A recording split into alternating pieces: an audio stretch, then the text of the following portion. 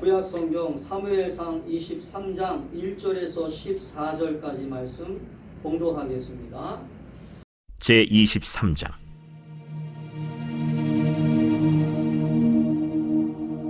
사람들이 다윗에게 전하여 이르되, 보소서, 블레셋 사람이 그일라를 쳐서 그 타작마당을 탈취하더이다. 이에 다윗이 여호와께 묻자와 이르되, 내가 가서 이 블레셋 사람들을 치리이까?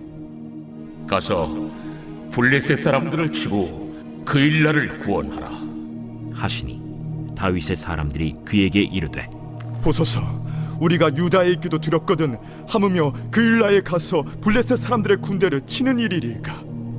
다윗이 여호와께 다시 묻자온데 여호와께서 대답하여 이르시되, 일어나 그일라로 내려가라. 내가 블레셋 사람들을 내 손에 넘기리라 하신지라. 다윗과 그의 사람들이 그일라로 가서 블레셋 사람들과 싸워 그들을 크게 쳐서 죽이고 그들의 가축을 끌어오니라.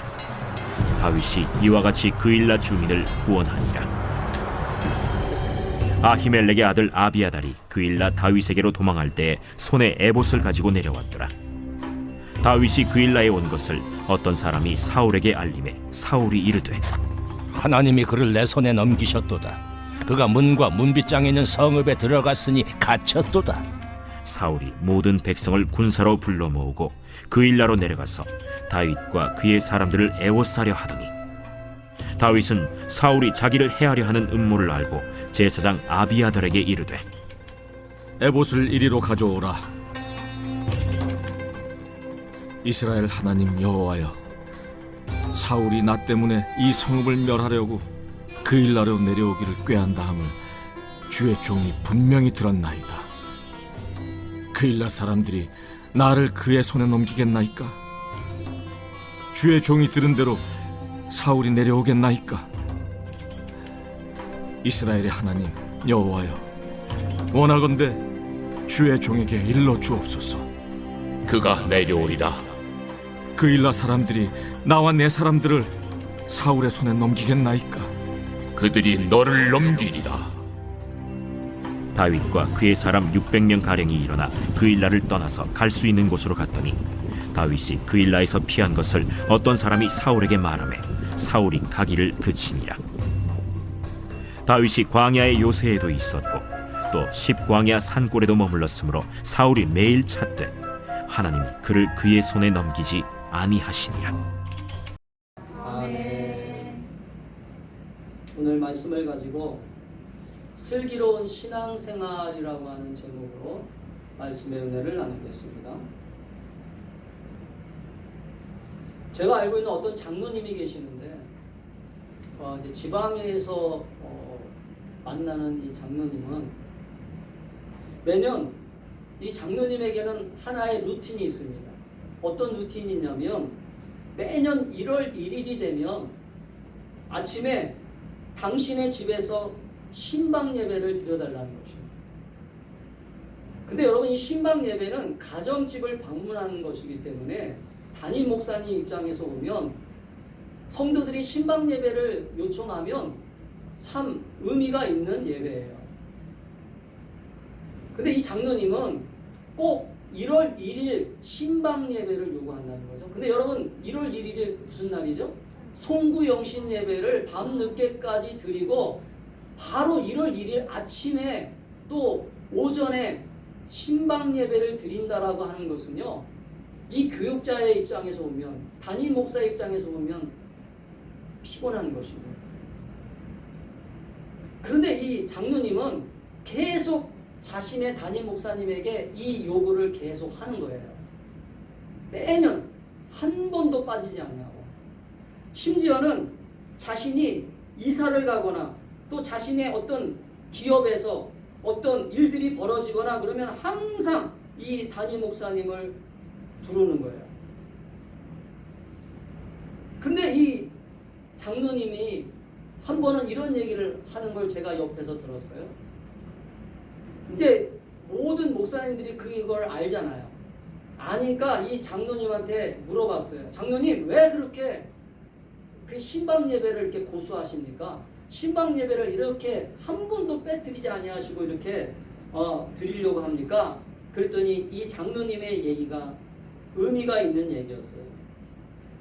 목사님, 저는 1월 1일 날 예배 드리는 것이 담임 목사님의 입장에서 보면 힘든다는 거 저는 압니다. 그러나 저의 입장에서 보면 이것이 복 받는 시간이고 이것이 하나님의 시간의 자리를 지키는 시간이기 때문에 할렐루야. 하나님이 이 시간을 첫 번째 시간, 첫날 첫 번째 시간에 가정 예배를 드린다는 것이 참 의미가 있다라고 하는 걸 알기 때문에 이거를 꼭 제가 욕심을 부리는 것입니다. 저는 그 얘기를 옆에서 들으면서 아, 그렇구나. 슬기로운 신앙생활이라고 하는 게 무엇일까?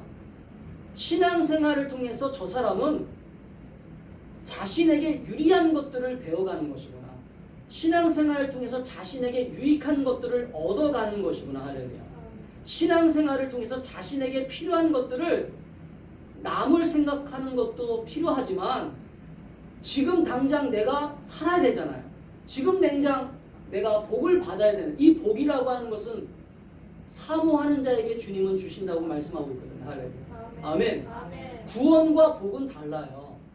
구원은 모든 사람에게 믿음으로 주시지만 복은 하나님의 은혜를 사모하고 하나님이 주시기를 간절히 기다리는 자에게 복을 주신다는 걸 여러분 믿으셔야 돼요. 아멘. 그래서 여러분 슬기롭다라고 하는 이 신앙생활은 내게 있어서 신앙생활이 어떤 유익이 있고 내게 있어서 신앙생활이 어떤 만족이 있고 어떤 일들이 벌어지는 것인가.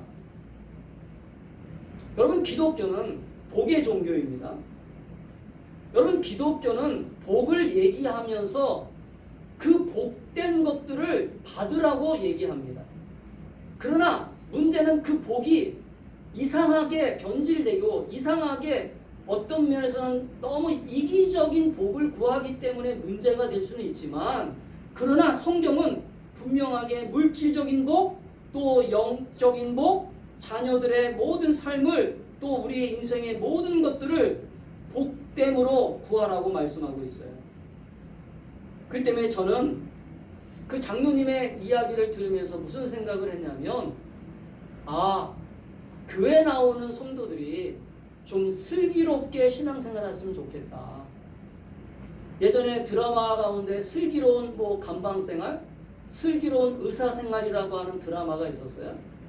근데 그 드라마를 보면 감동이 있어요. 그 드라마를 보면 마음에 뿌듯해짐이 있어요. 이건 무슨 말이냐면 슬기롭다라고 하는 것은 결국은 내 삶에 뿌듯함이 있어야 되잖아요. 할렐루야. 아멘. 여러분 신앙생활을 하면서 뿌듯함이 있어야 되고 자긍심이 있어야 됩니다. 할렐루야. 신앙생활하면서 피곤하고 신앙생활을 하면서 억지로 하고 신앙생활을 하면서 뭔가 만족이 없는 신앙생활을 하는 모든 사람들에게 있어서 특징이 뭡니까? 그들에게는 항상 불평이 있고 원망이 있다는 거예요. 또 한 사람의 예를 들어볼 수 있어요. 저는 제가 아는 사람들의 예를 들어보면 또 한 사람들은 이 장로님과 더불어 어떤 사람이냐면 이 사람은 교회에 나오긴 나오는데 이 사람은 항상 삶에 짜증이 있어요. 원망이 있어요. 불평이 있어요. 그리고 심지어는 목사님이 신방 예배를 드리려 해도 신방 예배를 잘 안 드리려고 해요. 그러니까 장로님과 좀 비교가 되면 장로님과 비교해보면 무슨 차이가 있냐면 이 사람은 하나님의 시간을 기뻐하지 않아요. 하나님 앞에 드려지는 시간, 하나님 앞에 나아가는 시간을 기뻐하지 않는 것을 볼 수 있어요. 그걸 왜 하는지 몰라요. 그걸 해야 되는 이유를 몰라요. 저는 그것을 지혜롭지 못한 모습이라고 봅니다. 우리가 신앙생활을 한다라고 하는 것은 우리의 자리를 따라합시다. 우리의 자리를 복되게 하나님의 복으로 채워가는 것이다. 여러분 신앙생활은 우리의 자리를 하나님의 복으로 채워가는 삶이 슬기로운 신앙생활이에요. 아멘.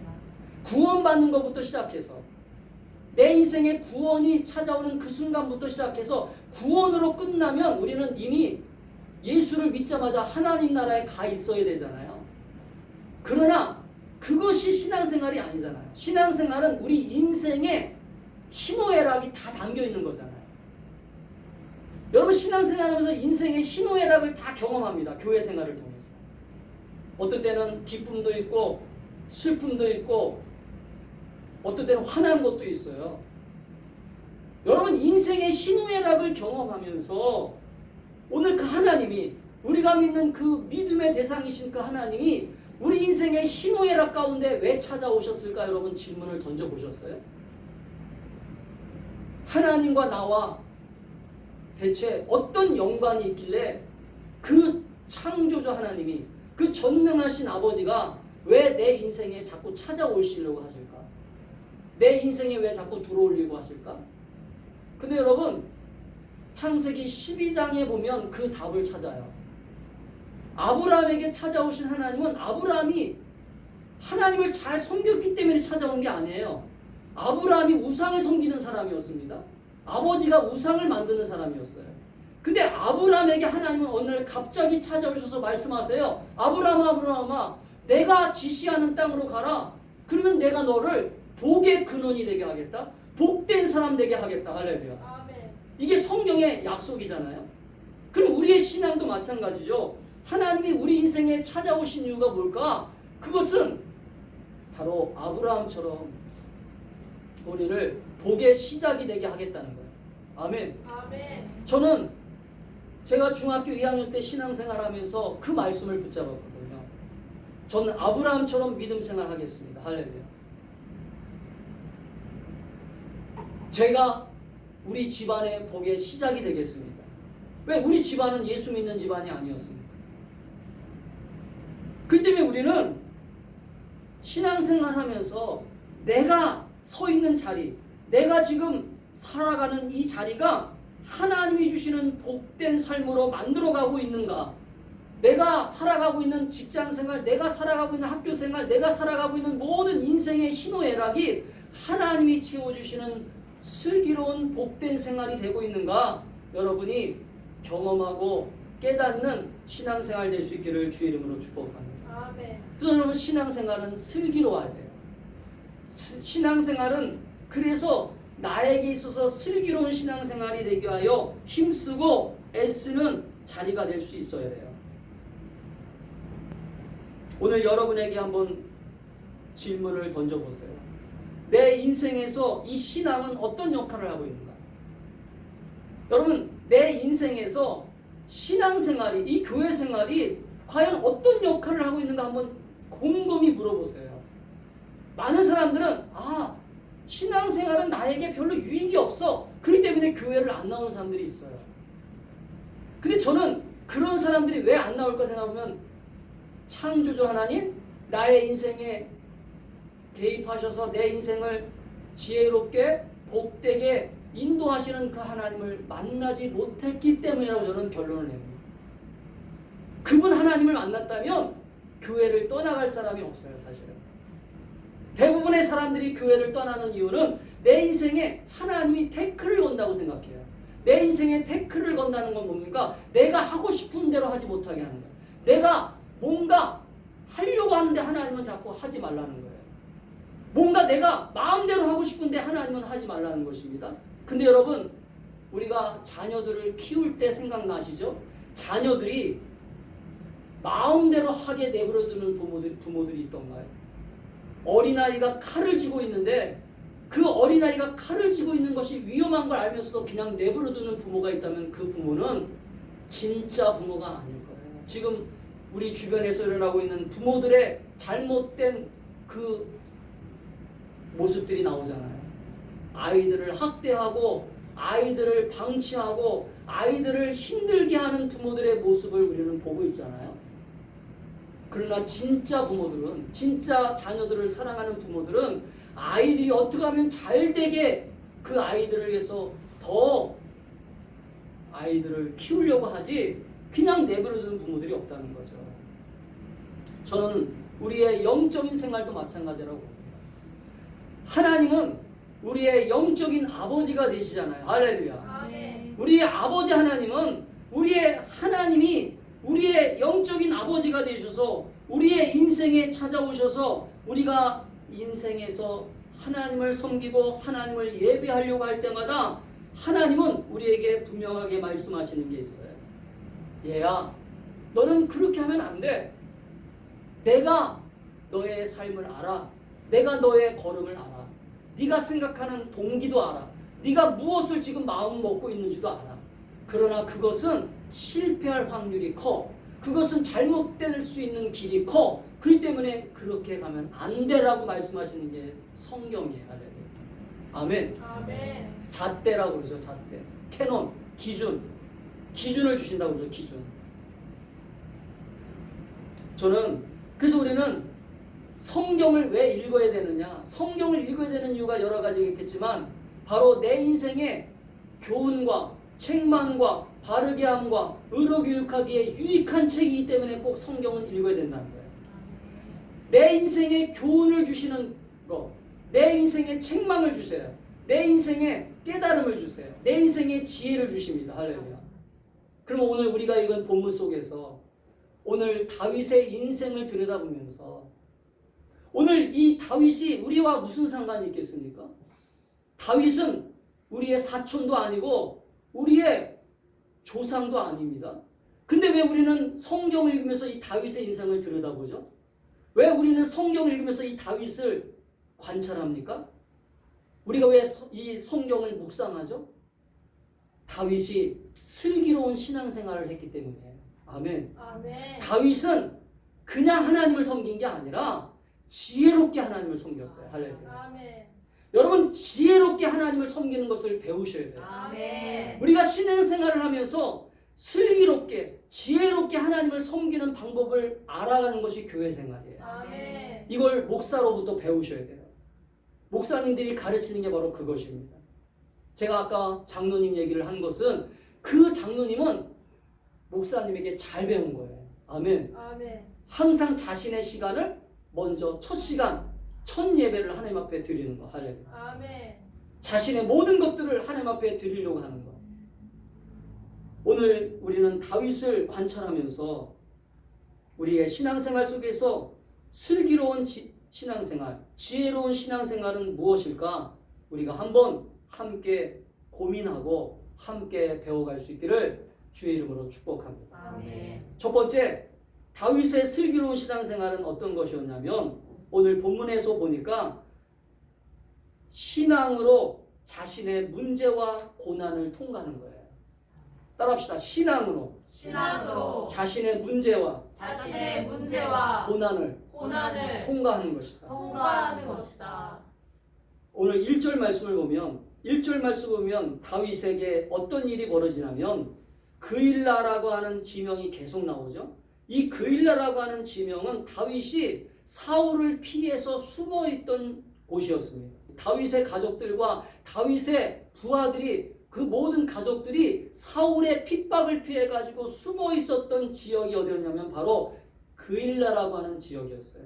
근데 여기에 블레셋 사람들이 쳐들어와서 이 그일라에 살고 있었던 다윗의 가족들과 다윗의 부하들의 가족들을 다 잡아간 거예요.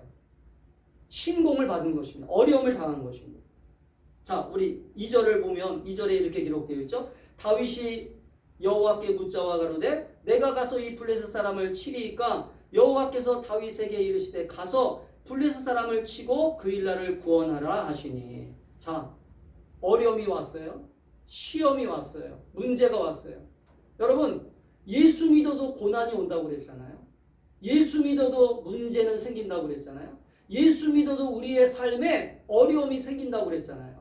근데 지금 다윗은 이 어려움을 어떻게 극복하는지를 들여다보세요. 여러분, 인생에서 어려움들을 극복하는 문제들을 바라보는 게 우리의 믿음입니다. 할렐루야. 아멘. 오늘 다윗은 하나님 앞에 기도의 자리로 나가잖아요. 기도의 자리로 나가 물어보잖아요. 하나님, 우리가 살고 있던 이 지역에 지금 블레셋 사람들이 쳐들어와서 우리의 가족들을 잡아가고 우리에게 재물을 뺏어가고 우리에게 어려움을 줬습니다. 우리에게 고난이 찾아왔습니다. 이게 신앙이에요. 아멘. 아멘. 여러분, 신앙생활을 하는 사람들은 모든 문제와 모든 어려움들을 신앙으로 해결할 수 있는 그러한 것들을 훈련할 수 있기를 축복합니다. 아멘. 신앙 훈련 속에 그래서 기도 훈련이 있는 것이고, 신앙 훈련 속에 그래서 말씀 순종이 있는 것이고, 신앙 훈련 속에 그래서 말씀 묵상이 있는 것이고, 신앙 훈련 속에 모든 예배의 생활이 있는 것이에요. 할렐루야. 아멘. 신앙생활을 통해서 이 고난을 통과하는 법을 배우지 않으면, 신앙생활을 통해서 이 어려움을 지나가는 것들을 훈련하지 않으면 우리는 세상 사람들과 똑같아요. 아멘? 아멘. 세상 사람들은, 교회를 안 다니는 사람들은 하나님을 모르니까, 하나님 앞에 기도하지 못하니까, 하나님을 부르지 못하니까 그들은 자신의 방법대로 사람들을 찾아가서 도움을 구한다든지, 사람들에게 뭔가 의논을 한다든지, 사람들과 뭔가 해결책을 찾는다든지 할 것입니다. 그러나 우리는 이 세상을 창조하신 창조주 아버지가 우리의 아버지잖아요. 할렐루야. 아멘. 이 세상을 주관하시는 그 아버지가 우리의 믿음의 대상이잖아요. 할렐루야. 아멘. 우리가 날마다 아버지 하나님이라고 부르잖아요. 우리가 사도신경을 고백할 때마다 전능하사 천지를 만드신 하나님 아버지를 내가 믿사오며, 할렐루야. 아멘. 전능하사 천지를 만드신 하나님 아버지를 내가 믿는다고 고백하면서 우리는 왜 어려움이 찾아오면, 고난이 찾아오면, 문제가 생기면 왜 하나님 앞에 기도의 자리로 나가 물어보지 않아요? 오늘 다윗은 자신에게 어려움이 오니까, 자신에게 시험이 오니까 오늘 이 신앙적 믿음을 가지고 하나님 앞에 나아가 자신의 신앙을 테스트하는 거예요. 할렐루야. 여러분 스스로가 한번 따라합시다. 여러분 스스로 여러분 스스로가 나의 믿음을 나의 믿음을 테스트하라. 테스트하라. 여러분 스스로 믿음이 있는지 없는지를 테스트하셔야 돼요. 이 말은 무슨 말이냐면, 내가 믿음이 있는 사람들은 하나님 앞에 기도를 가지고 나아가 응답받기 위하여 기도를 합니다. 할렐루야. 그러나 믿음이 없는 사람들은, 그래서 하나님은 뭘 기뻐하신다고요? 믿음을 기뻐하신다고 성경은 분명히 기록하고 있는 거예요. 할렐루야. 아멘. 믿음이 없는 사람들은 여러분 스스로가 아무리 교회를 오래 다니고, 여러분 스스로가 아무리 교회 생활을 오래 했어도 내가 믿음이 있느냐 없느냐를 테스트하는 방법은 한 가지밖에 없어요. 그게 뭐냐면, 내가 문제가 생길 때마다 하나님 앞에 믿음을 가지고 나가느냐예요. 아멘. 아멘. 오늘 다윗을 보세요. 다윗은 어려움이 생기자마자 사람들에게 의논도 안 해요. 자기 부하들과 결정하지도 않습니다. 오직 하나님 앞에 여짜와 여호와께 묻자와 이르되, 내려가서 이 블레셋 사람들을 공격할까요 말까요? 그 하나님이 뭐라고 대답하시겠어요? 공격하라고 하면 공격할 것이고, 공격하지 말라 그러면 공격 안 할 것입니다. 아멘. 아멘. 이게 우리들의 태도예요. 우리들의 모습입니다. 근데 우리는 대부분 이미 자기가 결정해놓고, 대부분 이미 자기가 난 이렇게 해야 되겠다 이미 만들어 놓고 하나님 앞에 나가는 경우도 있고, 이 정도도 괜찮아요. 왜냐하면 기도하다 보면 하나님이 방법을 바꿔주실 때도 있거든요. 할렐루야. 근데 아예 하나님 앞에 기도도 안 해. 물어보지도 않아. 여러분, 슬기로운 신앙생활은, 지혜로운 신앙생활은 하나님 앞에 가지고 가는 지혜로움을 가질 수 있기를 축복합니다. 아멘. 아멘. 아멘. 내가 문제를 푸는 것도 필요할 때도 있어요. 내가 의지를 가지고 있기 때문에, 우리 인간은 자유의지를 주셨기 때문에 내 스스로 풀어야 될 문제들도 있어요. 그러나 하나님이 도와달라고 하는 이 문제를 가지고, 저는요, 자녀들에게 섭섭한 것이 무엇이냐면, 자녀들을 키우면서 섭섭할 때가 언제냐라고 이렇게 생각해 보면, 자녀들이 부모님과 의논하지 않을 때예요. 부모님과 의논하지 않고 자기 마음대로 결정해 놓고, 자기 마음대로 뭔가 결정해 놓고 고집을 부릴 때 부모들의 입장에서 보면 마음이 아플 때가 있어요. 아멘? 여러분, 신앙생활도 마찬가지예요. 우리는 하나님을 아버지라고 부르면서 하나님 앞에 아무것도 얘기하지도 않고, 하나님 앞에 물어보지도 않고, 하나님 앞에 신앙생활적인 어떤 방법이나 그런 것들을 구하지 않으면서 자신이 해결하려고 한다면 이것들은 불신앙이라고 봐요. 아멘. 아멘. 그 때문에 우리는 슬기로운 신앙생활을 하면서 하나님 앞에 우리의 신앙생활을 통하여 우리에게 다가오고 있는 고난, 문제들을 하나하나 해결할 수 있기를 주님의 이름으로 축복합니다. 아멘. 그래서 여러분 다윗은 3절에도 보니까 뭐라고 얘기합니까? 3절에도 이 다윗과 함께 했던 사람들에게 뭐라고 이렇게 얘기하죠? 다윗의 사람들이 그에게 이르되 보소서 우리가 유다에 있기도 두렵거든 하물며 그일라로 가서 블레셋 사람의 군대를 치느니까. 다윗의 부하들이 반대하는 거예요. 이 그일라라고 하는 지역에 지금 침공이 들어와 가지고 이 블레셋 사람들을 공격하러 가는데 이 블레셋 사람들의 군대를 치는 걸 이거 안 됩니다. 왜? 우리가 도리어 역공을 당할 수 있습니다. 사울의 부하들로부터 역공을 당하면 우리는 다 전멸합니다. 우리는 다 죽습니다. 두려움을 가진 거예요. 이 다윗의 부하들은 그렇게 걱정을 한 거예요. 인간적인 걱정을 할 수가 있죠. 그런데 다윗은 굴복하지 않아요. 다윗은 이 부하들을 설득합니다. 어떻게 설득해요? 강압적으로 설득하는 게 아니라 또 그 문제를 가지고 하나님 앞에 나가 기도합니다. 할렐루야. 4절에 이렇게 기도하죠. 다윗이 여호와께 다시 묻자고. 다시 묻는다는 건 뭐예요? 자신이 기도했지만 주변 사람들이 동의를 안 하니까 주변 사람들이 동의를 안 한다고 해서 내 힘으로 다윗이 대장이잖아요. 대장. 다윗이 지금 자기가 마음대로 할 수 있는 권한을 가지고 있는 사람이잖아요. 그런데 다윗은 자기 마음대로 하는 게 아니라 다시 한번 하나님 앞에 물어보는 거예요. 할렐루야. 여러분 이게 신앙생활이에요. 할렐루야. 아멘. 하나님 앞에 다시 물어보는 거.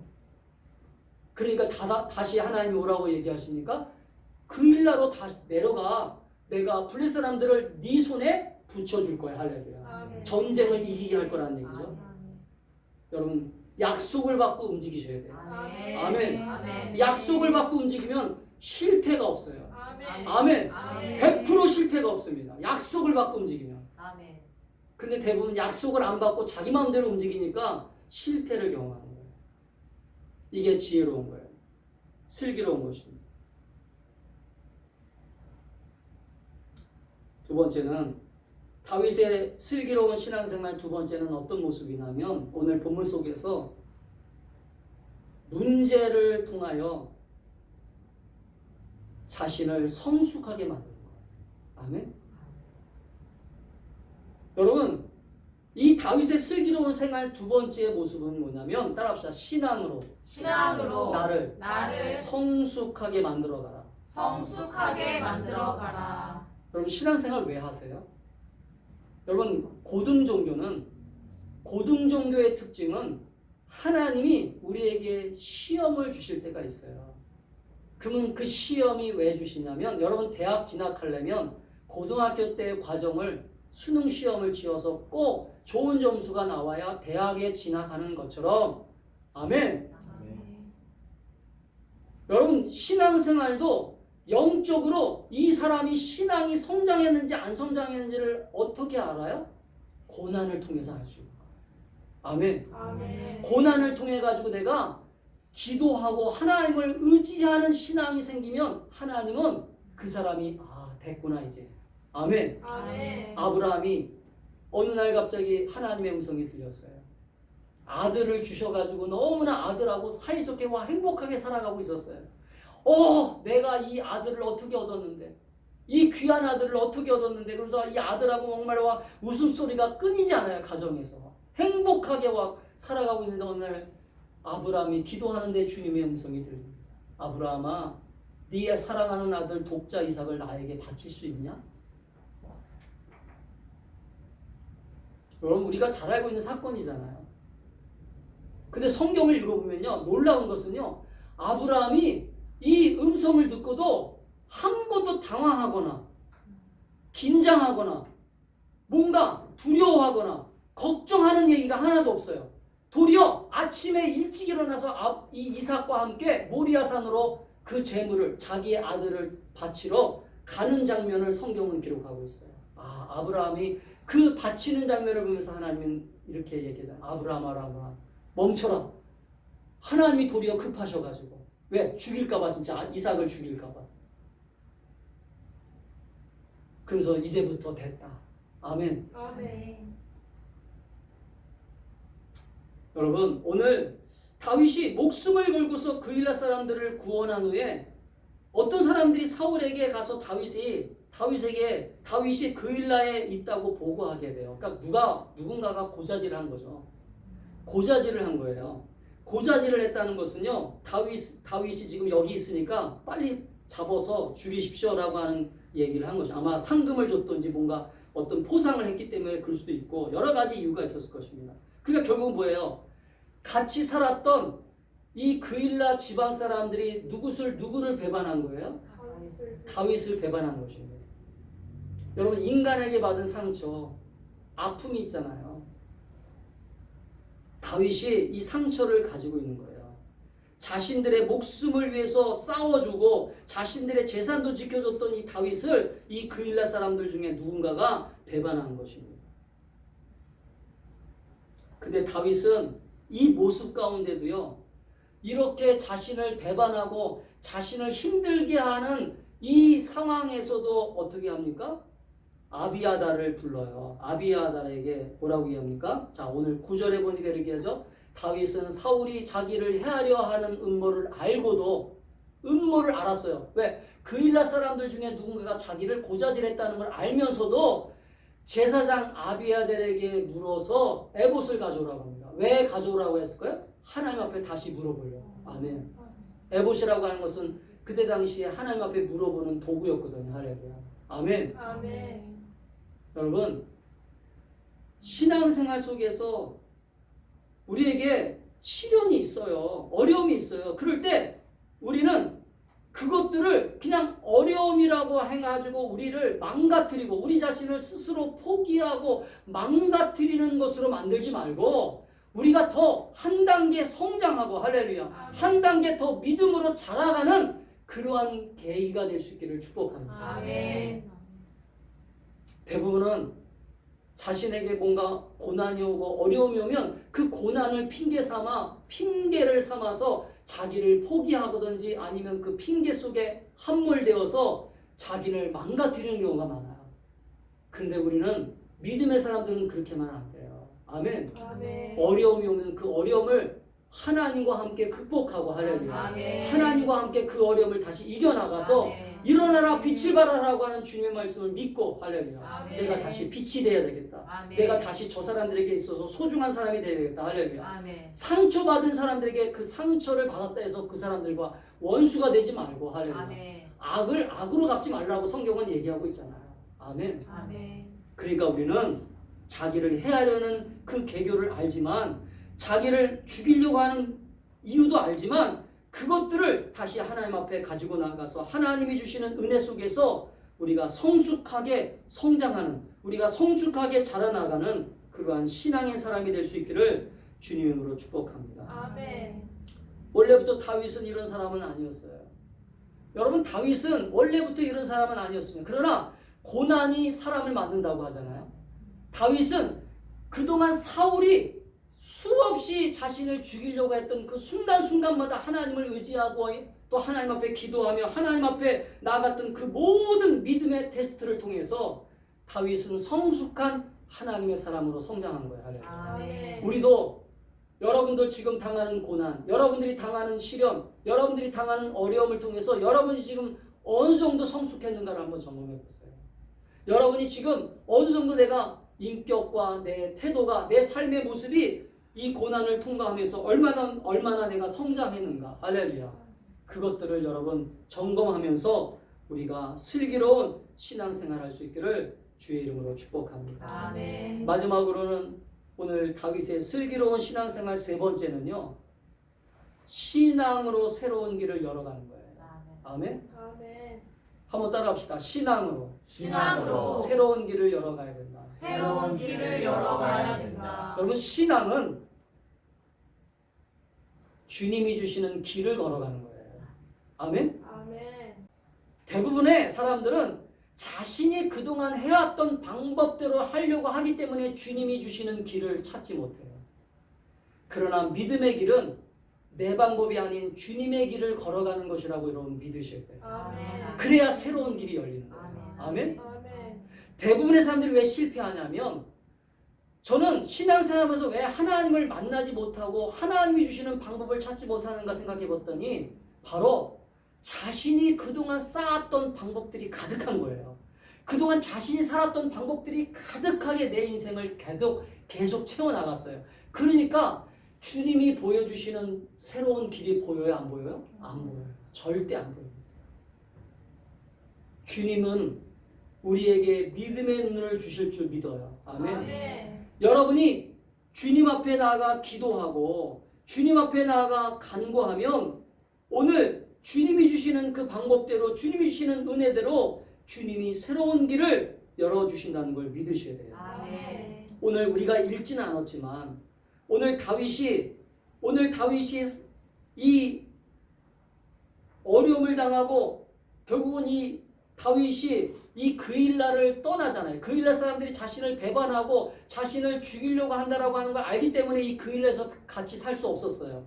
그래서 다윗은 어디로 갑니까? 오늘 본문에 보니까 10광야로 들어가요. 10이라고 하는 지역으로 들어가요. 다윗이 광야에 들어갑니다.